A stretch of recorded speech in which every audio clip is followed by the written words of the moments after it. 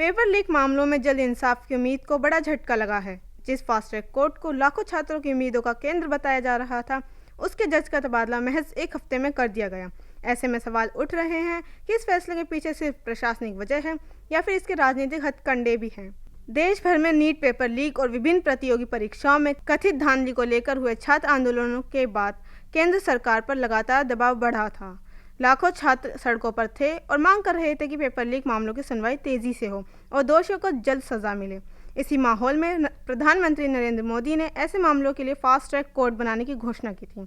इस अदालत को सार्वजनिक परीक्षा अधिनियम 2024 के तहत दर्ज मामलों की सुनवाई के लिए जिम्मेदारी दी गई थी। यानी नीट समेत विभिन्न प्रवेश और प्रतियोगी परीक्षाओं में कथित पेपर लीक, नकल माफिया और परीक्षा धोखाधड़ी से जुड़े मामलों की सुनवाई इसी अदालत में होनी थी। लेकिन अब कोर्ट बनने के महज एक हफ्ते बाद ही बड़ा बदलाव कर दिया गया। दिल्ली हाई कोर्ट के आदेश के अनुसार जज का तबादला कर दिया गया है। इतना ही नहीं, हाई कोर्ट ने निर्देश दिया है कि कोर्ट की अन्य अदालतों में लंबित एंट्रेंस एग्जाम फ्रॉड और पेपर लीक से जुड़े सभी मामलों को भी नए बने जज अजय गुप्ता की अदालत में ट्रांसफर किया जाए।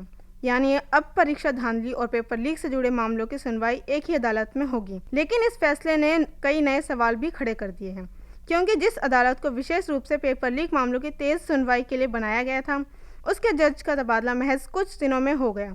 ऐसे में छात्र संगठनों और राजनीतिक गलियारों में चर्चा शुरू हो गई है।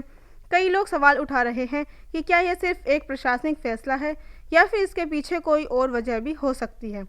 भारतीय राजनीति और न्यायिक व्यवस्था में बड़े मामलों से जुड़े तबादलों को लेकर अक्सर बहस होती रही है। दिल्ली हाईकोर्ट ने अपने आदेश में इस बदलाव को प्रशासनिक पुनर्गठन का हिस्सा बताया है। हाईकोर्ट का कहना है कि राष्ट्रीय सुरक्षा, संगठित अपराध, एनडीपीएस मामलों और जनप्रतिनिधियों से जुड़े मामलों की सुनवाई के लिए भी कई नई स्पेशल एक्सक्लूसिव अदालतों का गठन किया गया है। उसी प्रक्रिया के तहत ये बदलाव किया गया है।